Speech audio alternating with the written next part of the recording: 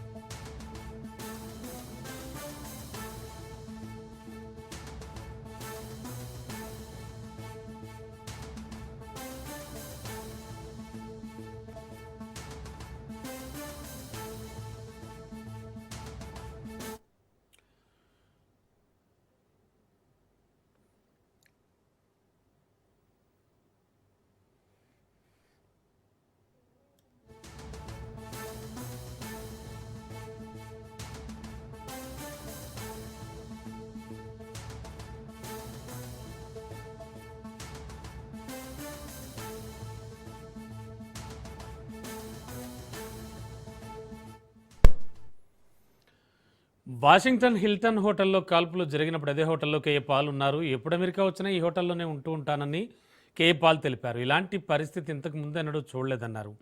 America అధ్యక్షుడికే రక్షణ లేదని, యుద్ధాల వల్లే ఈ పరిస్థితి వచ్చిందని పాల్ అభిప్రాయపడ్డారు. ఇప్పటికైనా యుద్ధాలాపి శాంతికి కృషి చేయాలంటున్నారు కేఏ పాల్. ఎస్, ఓవరాల్గా చూస్తే కనుక ట్రంప్పై జరిగిన దాడి, తదనంతర పరిణామాలు ఇవన్నీ చూస్తూ ఉన్నాం. ఇక ఇదే అంశానికి సంబంధించి మరింత అదనం సమాచారం అలాగే విశ్లేషణ అందించడానికి మా ఇన్పుట్ ఎడిటర్ శ్రీకాంత్ సిద్ధంగా ఉన్నారు. శ్రీకాంత్, ఆల్రెడీ కేఏ పాల్ సైతం ఇదే హోటల్లో ఉంటానంటూ ఆయన కొన్ని విషయాలైతే కరెక్టే మాట్లాడారేమో అనిపిస్తోంది. ఎట్టి పరిస్థితుల్లో అంటే ఇప్పుడున్నటువంటి సిచ్యువేషన్ ఇంతకుముందు ఎప్పుడు లేదు అని బాధపడ్డారు ఆయన. అమెరికా అధ్యక్షుడికే రక్షణ లేకపోవడం ఇది ఖచ్చితంగా యుద్ధాల వల్లే అంటున్నారు. అండ్ ఓవరాల్గా శ్రీకాంత్, మనం ఇంతకుముందు నుంచి మాట్లాడుకుంటూ వస్తున్నాం ఈ ఇష్యూ మీద.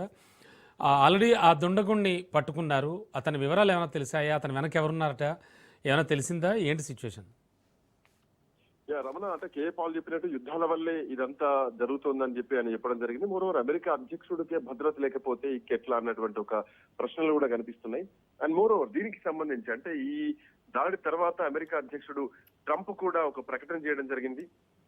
తనతో పాటు మంత్రివర్గం మొత్తం కూడా క్షేమంగా ఉందంటూ చెప్పడం జరిగింది. తో పాటు ఆ సీక్రెట్ సర్వీస్ ఏదైతే ఉందో ఇమీడియట్ రెస్పాండ్ అయ్యారో, ఆ రెస్పాండ్ అయిన వాళ్ళని కూడా ట్రంప్ ప్రశంసించారు. అయితే ఆ కాల్పులు జరిపినటువంటి వ్యక్తిని కూడా పట్టుకున్నారు. సో మళ్ళీ ఈ కార్యక్రమం ఏదైతే ఉందో ఈ కార్యక్రమాన్ని మళ్ళీ రాబోయేటువంటి 30 రోజుల్లోగా తిరిగి మళ్ళీ రీయూనియన్ చేస్తాం, తిరిగి నిర్వహిస్తామంటూ కూడా ట్రంప్ ఇప్పటికే ప్రకటన చేయడం జరిగింది. అయితే డొనాల్డ్ ట్రంప్ ఇందాక ప్రెస్ మీట్ లో కూడా మాట్లాడడం జరిగింది. భద్రతా సిబ్బంది చాలా అద్భుతంగా పనిచేశారంటూ కూడా ప్రశంసించారు. ఈ కాల్పుల్లో ఒక భద్రతా అధికారి కూడా గాయపడ్డట్టుగా తెలుస్తోంది. అయితే బుల్లెట్ ప్రూఫ్ జాకెట్ల వల్ల ప్రాణాలు మాత్రం అక్కడనే వాళ్ళకి భద్రతా సిబ్బంది ఎవరైతే ఉన్నారో.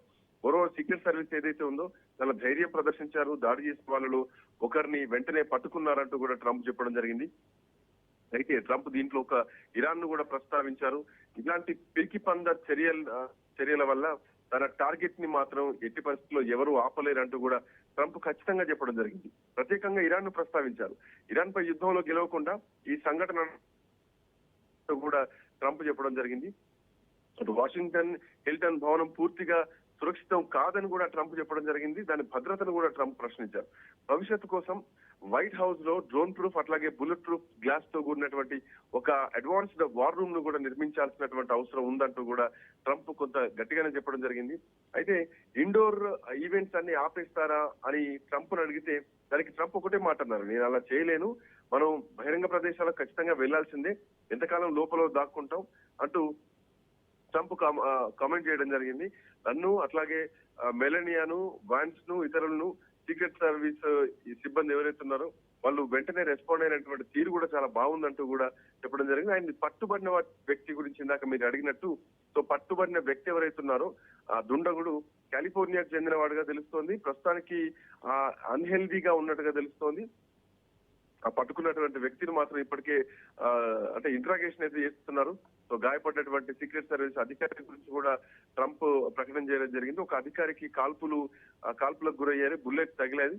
బట్ ఆ బుల్లెట్ ప్రూఫ్ జాకెట్ ధరించడం వల్ల ప్రాణాలతో బయటపడ్డారంటూ కూడా ట్రంప్ చెప్పడం జరిగింది.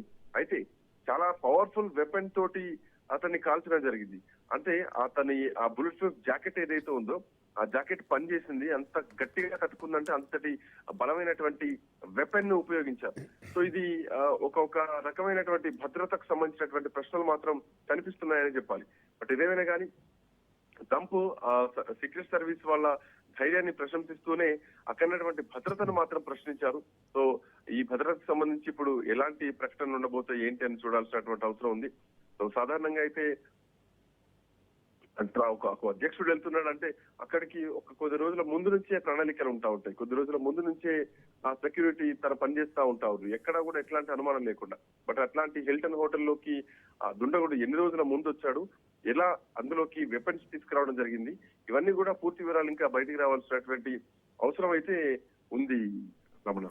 ఓకే శ్రీకాంత్, ఓవరాల్గా మీరు చెప్పింది అంటే ఇప్పుడు మనం మాట్లాడుకుంటుందంతా నాణ్యానికి ఒకవైపు అనుకుంటే మరోవైపు పశ్చిమాసియా భగ్గుమంటోంది. ప్రతి ఒక్కళ్ళు కూడా ట్రంప్ని దుమ్మెత్తిపోస్తున్నారు. కోర్స్ అది కాదనలేని నిజం. మరి అటువంటి సిచ్యువేషన్లో అంటే వేరే కంట్రీస్ నుంచి కానీ వేరే వాళ్ళు ఎవరైనా చేసిన దాడిగా చూడొచ్చా? ఓవరాల్గా ఎలా విశ్లేషిస్తారు దీన్ని? అంటే ఇది అంటే యుద్ధాలకు సంబంధించినటువంటి విషయంలో ట్రంప్ను ప్రశ్నించడం వేరు, ట్రంప్ను నేరుగా టార్గెట్ చేసినప్పుడు మాట్లాడే విధానం వేరు. సో ఇది డైరెక్ట్ గా ఒక అమెరికా అధ్యక్షుడికి ట్రంప్ను ప్రత్యేకంగా చూడదు. ఇక్కడ మనం ఒక అమెరికా అధ్యక్షుడికి ఉండాల్సినటువంటి భద్రతా వైఫల్యం మాత్రం కనిపించింది. ఎందుకంటే సరే ట్రంప్ ఈ రోజు యుద్ధాన్ని ఎంకరేజ్ చేస్తున్నారా, ఇరాన్ తో యుద్ధం చేస్తున్నారా అంశం అట్లా ఉంటే అది అమెరికా ఒక అధ్యక్షుడికి, ఎందుకంటే వెనెజులా నుంచి మధురోని తీసుకొచ్చినటువంటి వ్యక్తి, అటు ఖమేనీని తన స్థానంలోనే భూస్థాపితం చేసినటువంటి వ్యక్తిని సొంత దేశంలో వాషింగ్టన్ లో, అది కూడా ఒక గవర్నమెంట్ ఈవెంట్, అది అంటే కంప్లీట్లీ వైట్ హౌస్ డెలిగేట్స్ ఉండేటువంటి ఈవెంట్, ప్రభుత్వం నిర్వహిస్తున్నటువంటి ఈవెంట్. సో ఆ ఈవెంట్ లోనే ట్రంప్ కు భద్రత లేదా అంటే ఇది ఇక్కడ డిస్కస్ చేయాల్సినటువంటి అంశం నా దృష్టిలో ఇదే అనుకుంటున్నాం. ఎందుకంటే 7 రోజుల కాల్పులు జరిగాయి అక్కడ. సో వచ్చినటువంటి గెస్టులంతా కూడా బల్లల కింద దాచుకున్నటువంటి పరిస్థితి.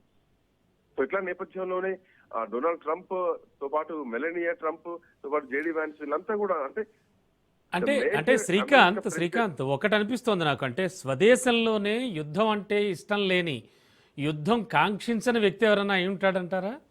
అయి ఉండొచ్చు 100%. ఎందుకంటే ట్రంప్ కు వ్యతిరేకంగా భారీ ర్యాలీలు తీశారు. ట్రంప్ ఈ యుద్ధం అనవసరమైనటువంటి యుద్ధంలోకి దిగారని చెప్పేసి లక్షలాది మంది రోడ్ల మీదకి వచ్చి నేర్చుకుని తెలిపారు. సో అందులోంచి ఒక వ్యక్తి అయి ఉండొచ్చు. కానీ ఒక వ్యక్తి అయినా కానీ సాధారణ వ్యక్తికి అట్లాంటి భారీ వెపన్స్ ఉంటాయని నేను మాత్రం అనుకోవట్లేదు. ఖచ్చితంగా ఒక ట్రైన్డ్ పర్సనా లేదంటే ఎవరైనా పక్క దేశాల నుంచి ఇన్ఫ్లుయెన్స్ ఉన్నటువంటి వ్యక్తి, ఈ అంశాలు మొత్తం కూడా పూర్తిగా కూపిలాగాల్సినటువంటి అవసరం ఉంది. ఇంటెలిజెన్స్ చాలా తీవ్రంగా పనిచేయాలి ఇప్పుడు. ఎందుకంటే ఒక అమెరికా అధ్యక్షుడి మీద యుద్ధాలు జరుగుతున్నటువంటి టైంలో మోరోవర్ అమెరికా అధ్యక్షుడే ట్రంపే చెప్పడం జరిగింది, అది కూడా తొలిసారి కాదు, అంటే ఇరాన్ యుద్ధం నుంచి నన్ను ఆపలేరు, నా టార్గెట్ నేను రీచ్ అవుతా అని చెప్పేసి ట్రంపే ఆ వ్యాఖ్యలు చేశారు. కాబట్టి సో దీని వెనకాల ఎవరున్నారు, ఏ శక్తులు ఉన్నాయని తెలియాలి. ఎందుకంటే భారీ వెపన్స్ తో ఆ బిల్డింగ్ లో హిల్టన్ హోటల్లోకి ఎప్పుడు చేరారు, ఎన్ని రోజుల కింద చేరారు, ఎట్లా ఆ సామాగ్రిని అక్కడ చేర్చుకున్నారు, అమెరికా అధ్యక్షుడు ట్రంప్ వస్తున్నటువంటి ఈవెంట్ లో అంతకంటే ముందే ఎప్పుడు రెక్కి నిర్వహించారు. సో చాలా సీక్రెట్ ఆపరేషన్ జరిగి ఉండొచ్చు, ఒక సినీ పక్కీలో జరిగి ఉండొచ్చు. సో దీనికి సంబంధించినటువంటి పూర్తి ఇన్ఫర్మేషన్ కూడా రావాల్సినటువంటి అవసరం అయితే ఉంది. Okay, thank you Srikanth.